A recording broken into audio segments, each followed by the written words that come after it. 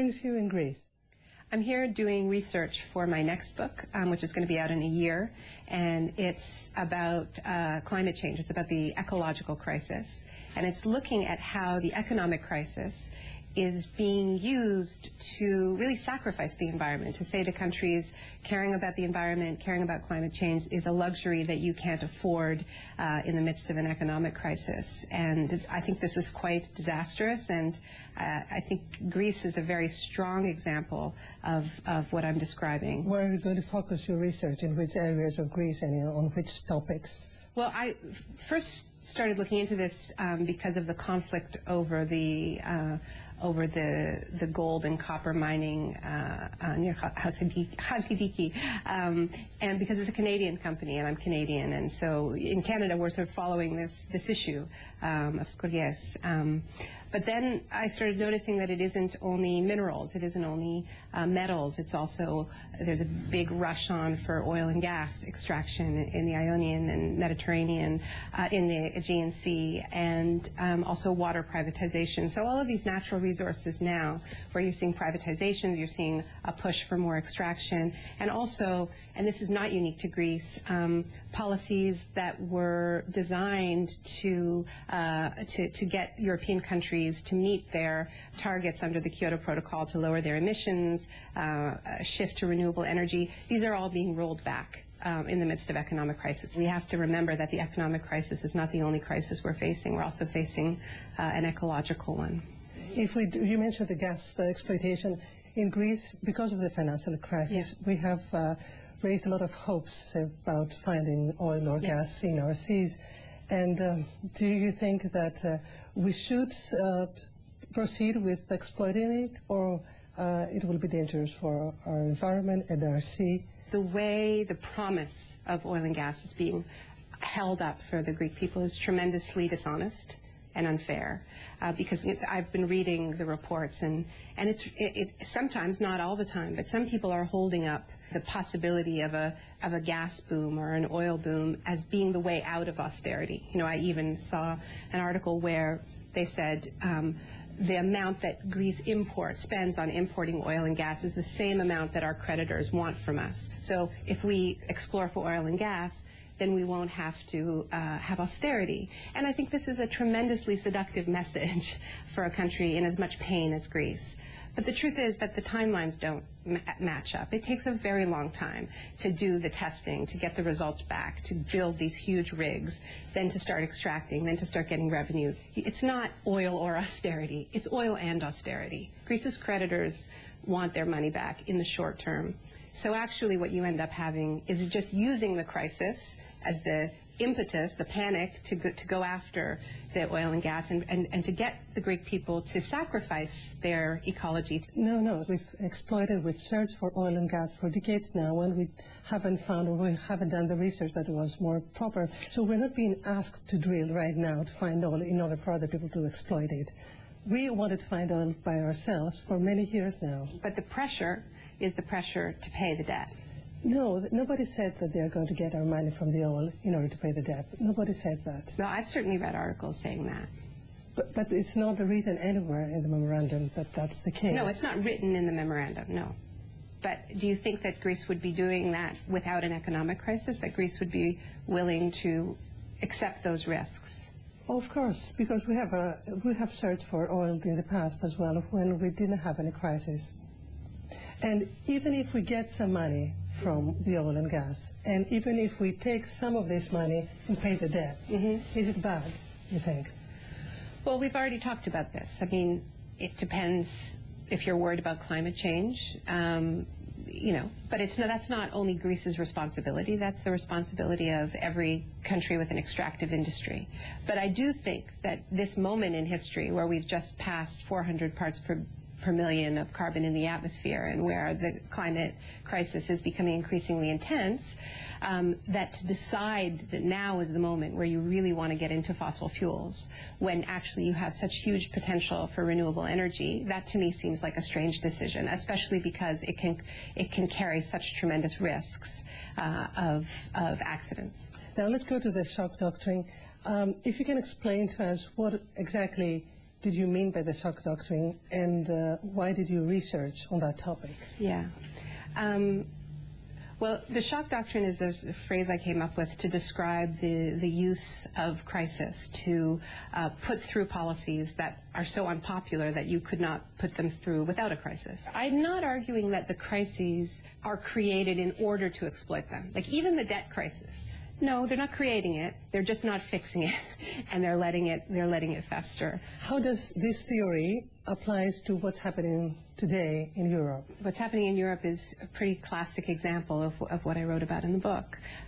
You have a crisis that really was created by the banks. It began on Wall Street, and instead what started to happen is they passed the crisis on to the people who hadn't created the crisis, but they told them, it's all your fault. We all did this together. You overindulged. That was the language that was used here in Greece. The slogan on the streets, which started in Italy, was we won't pay for your crisis. Because that's really what's being asked of people, is to pay for the crisis created by the elites through cuts to healthcare, education, public sector salaries, and then ultimately the auctioning off of the state's assets, whether that's water, oil, gas, trains, airlines, whatever's left. Most countries have already sold off those things, but in Greece, I think there's a particular frenzy because Greece actually did not go the full neoliberal way. Right? Greece still has state assets that have not been sold off in previous shock therapy experiments. So there's a lot of interest in those assets. But you don't think that Greece as a country can get some money out of this privatization? If you're interested in getting, you can get some money, but I don't think you're going to get a good price. Because people with a gun to their head are not good negotiators. There's a desperation in this moment in Greece. So if you are interested in what was best for the Greek economy, and that's where the oil and gas comes in, if you're thinking long term, then you would hold on to those assets until you know, at least until you know how much gas you have. This is a terrible way to do business for the country, and this is the way you get a very good deal. This is a very good deal for the buyers, not for the sellers. I think Greek people understand that. They're told they have no choice. That's the point. Everything is told. Everything is the discourse of there is no alternative. Mm-hmm. Nobody is claiming this is the best possible situation in which to sell your assets. But which is the alternative then? Not to sell your assets. And how are we going to get some money to exit this crisis? Well, I mean, then it comes down to the question of whether Greece is willing to leave the Eurozone, whether Greece is willing to form a bloc with other countries in a similar situation. I think one of the real lost opportunities of these moments is that all the countries that are facing austerity, that are facing these sort of shock tactics, are kept isolated and don't use their full negotiating power. Now, if you're just one country, standing up to the IMF in that moment, then you're going to lose. But if you're 5 countries, the IMF is actually a lot more concerned than you, because after all, they're the ones lending the money. And this is always the great fear of international finance, is debtors' cartels. Now, we have a debt crisis, and we were in the brink of not having money to pay wages and salaries. That's why they said they wanted to lend some money from abroad. Did you have any option? Is that the question? Like, did you have to take their bailout? Is that what you're asking? Yes, that's the question. If we had any other option, you think? I think that they probably could have negotiated better terms. I do think that. But, the Greek people were lied to on a lot of different fronts. I mean, you had I think you have an economic crisis in Greece, there's no doubt, but you have a democratic crisis in Greece. And I think that that's a huge part of what's going on here. And what do you mean? I think that people are losing faith in democracy in this country, and because most people's definition of democracy is that you vote for politicians. They do things that bear some resemblance to what they promised they were going to do. And also, you vote for politicians who have some power. And what I see is a tremendous sense of helplessness. I mean, all of your questions today is just they're all about no choice, no choice, no choice, right? There was no other choice. this message is just being drilled into people. You have absolutely no choice. No matter who you vote for, nothing changes. If people hear this enough, they will completely lose faith in democracy. And they should, because that's not democracy. You have to have some power over your destiny, some idea that collectively you can reshape the kind of country you have. It can somehow reflect your desires, your dreams, your aspirations as a nation. And what has happened is that being part of the European Union has become this prison for people where they didn't realize, they became part of the Union during good times. And they didn't realize that they gave up sovereignty. They gave up the power to actually affect their economy. And this is a very dangerous and scary thing to do to a country, because people need some kind of control. And if they're told again and again by their politicians and by their media that they have no choice, no control, the power is all elsewhere, then they will find, the other choice? They will find some part of their life that they can control. And that may be scapegoating immigrants. That may be, the rise of these extreme ideas. But people will find some area where they can have some control. And that to me is the scariest part of what this message. There is no alternative. There is no alternative. The power is elsewhere. But what are the Renegotiate the terms of your debt. Leave the European Union with other countries as a bloc. Start another union. Do something. Okay, what happens if we leave the European Union as a bloc with other southern countries? Then you could have another economic bloc. But the majority of people in the recent polls said that they want to stay in the euro. They want to stay in the euro because they're so afraid of what's on the other side.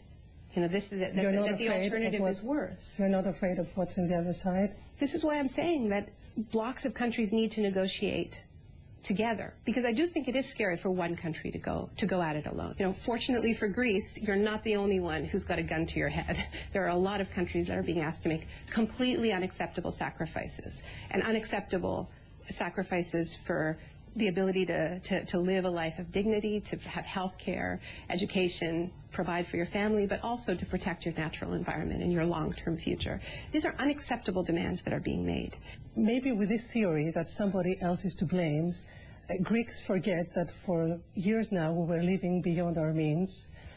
We have so many problems like tax evasion, and all these things have to be solved before we try to create a new economy or a new coalition of countries. I think you should solve it yourself. I think the idea of just trusting some faceless experts, at the European Central Bank or in Germany is, it's irresponsible, and it's infantilizing to a country to believe that you don't know what's best for yourselves. You want some faceless father figure somewhere else to do what you can't do yourselves. Then you're giving up on democracy if that's what you believe. The alternative, maybe the alternative that you say we should search is not as strong, and that's why people are not mobilized. There you and I agree completely that there has been a failure also on the left to articulate a credible alternative that inspires people, that is a vision for an economy that genuinely serves people,